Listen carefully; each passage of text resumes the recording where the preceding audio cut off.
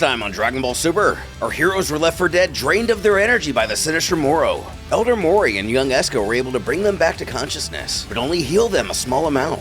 Since their battle, a week has passed on Earth and 3 days on Namek, because space stuff. And while Moori put all of his faith into the remaining Namekian warriors assimilating, or fusing, and defeating this threat once and for all, his faith was ill-placed and the resulting fighter was nothing compared to the beast. Stolen Dragon Balls. As everyone simultaneously senses the fused Namekian fall. How could this be? This can't be! He was their final hope! Moro has grown even more powerful than when Goku and Vegeta fought him. He's probably been absorbing energy from the whole planet these last 3 days, including all of them. Meanwhile, instead of fighting back, all they can do is hide like scared rats. The young Namekian laments that only if his powers were stronger.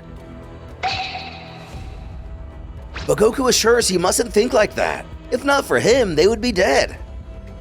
The other mentions how at this rate Suburi's village is doomed and Moro will have 4 of the Dragon Balls. Goku asks how he's finding the balls in the first place. But this is a question Vegeta already has the answer to. He's using the villages. He's locating each Namekian settlement and attacking them one by one. Just like how he...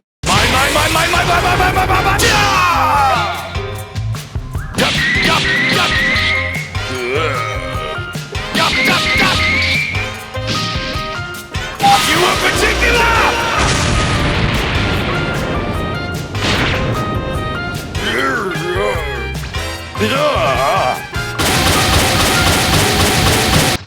Frieza and his people went about it. Which tracks. Moro can sense ki. But if he's not zeroing in on the Dragon Balls themselves, they should be good, as long as he's in the dark about the final one here. Something one can only hope for now. Goku checks if Moori can get a message to the survivors and tells them to get as far away from the villages as possible. Then at least they don't gotta die for nothing. At this point, the Elder sees no point in defending the final 2 balls. He'll let them know. Also, they'd be smart themselves to suppress their powers for now. Something Vegeta isn't exactly keen to, given, "Oh, my pride" reasons.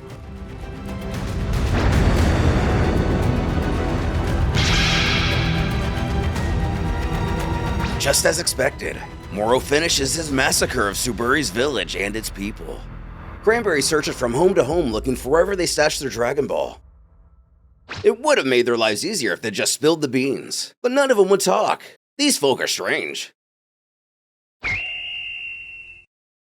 As a particular house catches Moro's eye.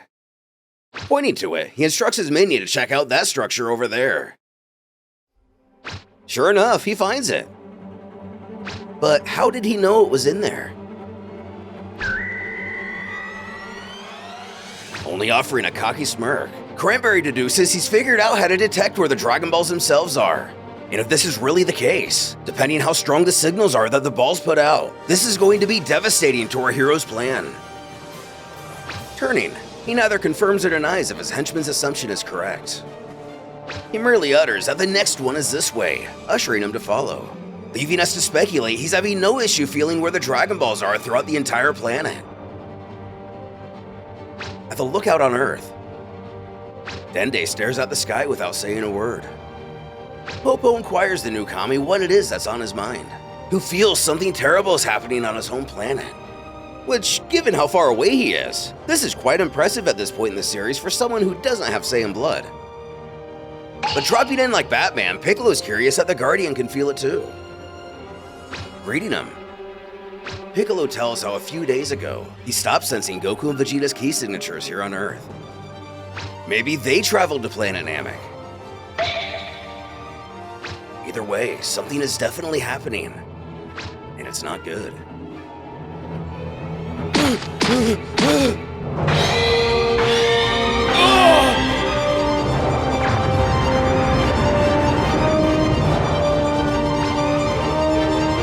The evil duo don't waste any time in collecting 6 of the 7 Dragon Balls, even if one isn't shown on screen in this panel. Cranberry exclaims how incredible this is. They're really picking up the pace. Confirming his new ability, the wizard closes his eyes and iterates the position of the final ball. That one is near where they landed, leading his lesser to believe that the first village was hiding it all along. Regardless, they're gonna go get it. As Esca continues his attempts at healing our heroes the best he can, Moori enters the room with a fresh set of armor for Vegeta. His clothes look something like this, yes? Causing Goku to giggle, that's perfect. Though the prince would have been much happier had he not remade that unnecessary symbol. As the former can feel his ki returning, he just needs a little more. With a little more ki, he can use the instant transmission and go get some senzu beans. When the approach of the villain finally hits him, Moro is on the move. However, Moori doesn't sense anything. He has to double check that they're actually feeling something. But there's no doubt, he's flying right towards him, asking the Saiyan if he thinks he detected him. But no, that's not it. There are bound to be other survivors around the planet. Why would they be locked onto this location? Vegeta jumps straight to it, wondering if he's actually managed to find out how to sense the Dragon Balls directly. A wonder that strikes immense fear into the very souls of the few surviving Namekians. Getting dressed, Goku instructs the three of them to stay hidden here.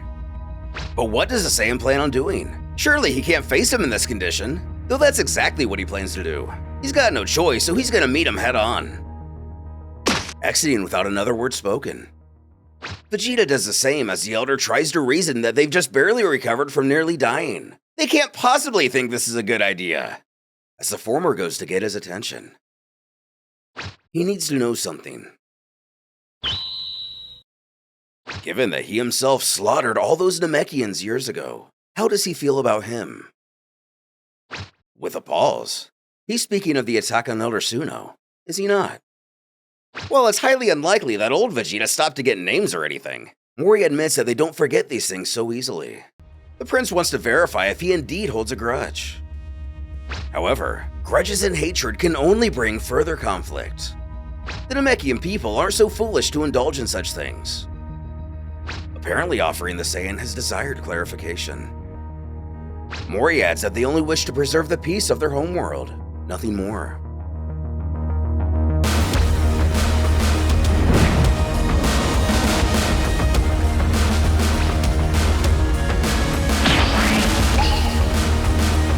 Joining his counterpart, Vegeta instructs that if Kakarot survives this, he must make restoring this planet how it once was his top priority. Who seems to agree, although a bit taken aback at the seldom shown altruism of his longtime rival. He continues, that said, it'll take a miracle for either of them to walk away from this alive, which Goku agrees is true.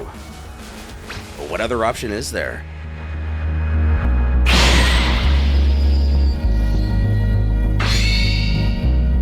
Now with the pair out in the open, Moro's able to sense that they're still alive. Those Galactic Patrol cowards were hiding this whole time. Cranberry turns his head to confirm if he means Vegeta and his pal. He's actually not too surprised. He thought they still might be kicking. Those Saiyans are a tough bunch. All this means to the wizard is now he has the opportunity to not suffer their scampering any longer. This time, they will perish at his hands. As the monster now heads towards him with conviction, it's clear that he's caught their scent. And now he's here.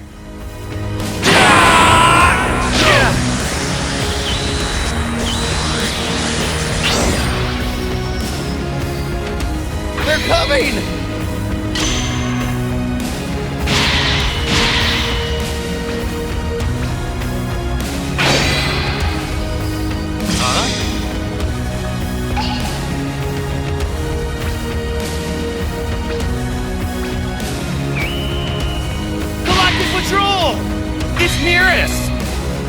As Miras the patrolman arrives just in time to head off the villain Moro, will Vegeta's suspicions of him hiding his real strength come to fruition? Is he really much more formidable than his title leads him to appear? Or is he more in the range of Jakku in terms of strength? And this is only a minor speed bump for the wizard.